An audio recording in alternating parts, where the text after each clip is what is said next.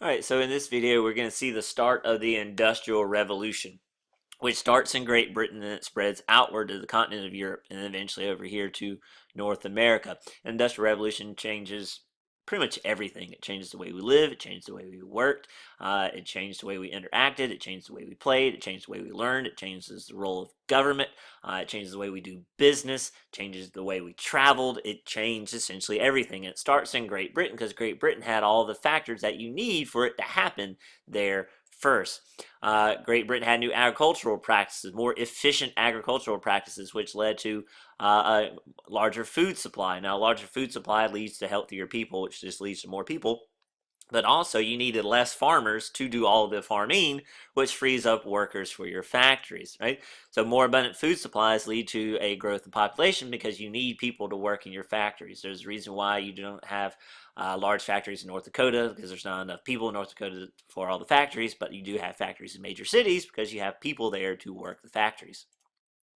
Britain also had a supply of capital. There were people with capital, extra money that they are looking for investments. They want to grow their money. We call these people entrepreneurs, right? They're looking for new business opportunities. Some of these people were traditional British nobility who saw what was coming and wanted to get on the ground floor of the Industrial Revolution to grow their money. Others were upper class commoners who were business minded and who also saw the opportunities available, but they want to grow their money. Britain also has an abundance of natural resources. You need coal to fire the steam engines. You need iron to make the steam engines. You need navigable rivers to transport all the goods that you're about to make with your steam engines, right? And Britain had all of that. They also had a supply of markets. Don't forget the British Empire was literally all over the globe.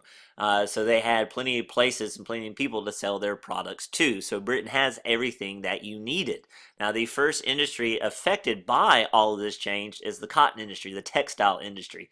For centuries, much of the textile industry was based out of the home. We call this cottage industry. Home industry, cottage industry, home based business. Farming families for centuries took on side jobs to make extra money, particularly taking raw wool and spinning it by hand into thread. Well, that system of home-based business gets disrupted with the flying shuttle. See, the flying shuttle makes weaving faster, right? So now weavers went through thread a lot faster, so they need more thread, which leads to another invention. Right, this guy named James Hargreaves invents the spinning jenny, which speeds up thread production. So the flying shuttle speeds up the weaving process, which means they need more thread. Well, the spinning jenny speeds up the thread production process. So one invention creates a problem solved by another invention. You see.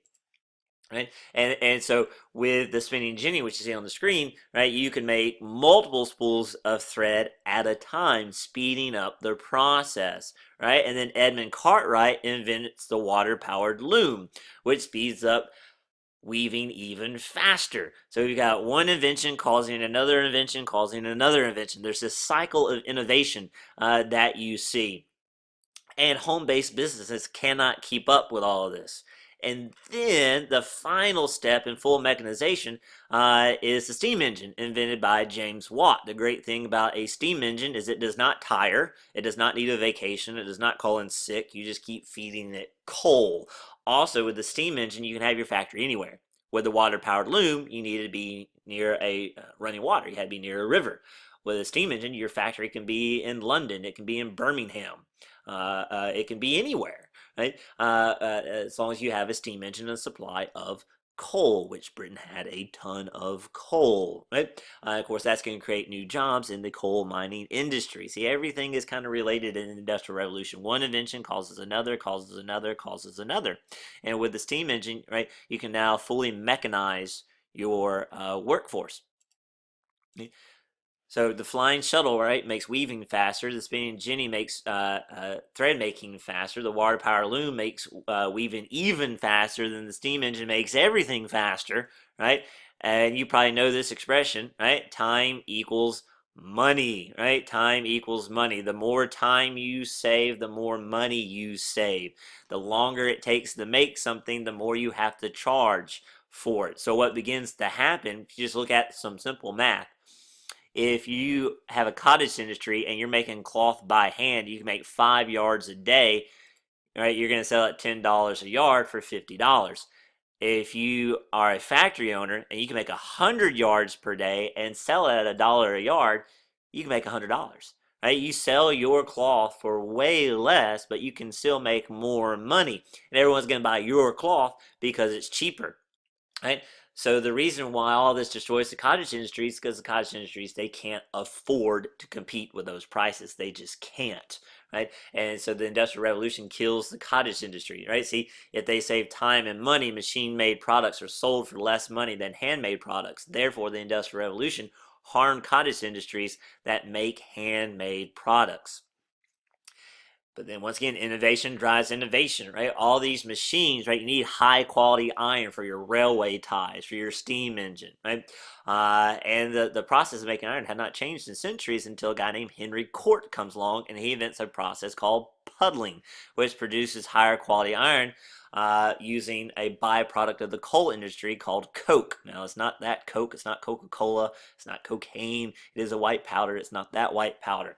So the genius of Henry Cort is he took this coke, this byproduct, this waste product of the coal industry and figured out a practical use for it and creating this process called puddling, which makes even better quality iron. See, innovation drives innovation drives innovation. We needed better iron for all the machines. Henry Cort, right, sees all this waste product over here called coke, as no one's using it for anything. He's like, I wonder what we could do with that. And he figures out, right, that he can use the coke to purify iron to make it even better and stronger. Innovation drives innovation drives innovation. See, all this building of factories and railroads, right, leads to cheaper goods because time is money. The faster you can make it, the faster you can transport it, right, the cheaper you can sell it for. Building the factories and the railroads also creates jobs. So more jobs are created, which means more people have more money and the goods are cheaper, which leads to more demand and more sales. And more sales leads to more profit, which you invest in more factories and more railroads, which creates more jobs and cheaper goods, which creates more demand and sales, which is more profit to reinvest in more factories. So you're in this cycle of innovation. But now, not everyone benefits from all of this. What you're going to end up happening in the Industrial Revolution is this gigantic gap between the rich and the poor. The factory owners, the entrepreneurs, right? They are going to get insanely wealthy. We're about to enter the era of the Rockefellers and the Vanderbilts and the Carnegies, right? And they are going to be insanely wealthy. But if you're a factory worker, right, because there's no labor laws yet, right, your life is going to be pretty miserable, right?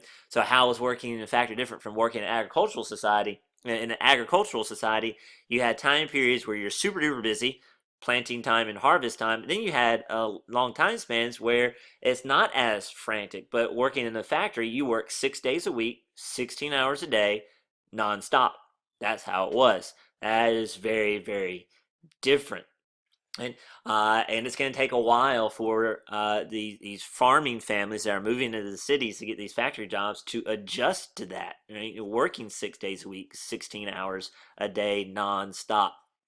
Also, the discipline in these factories was quite harsh.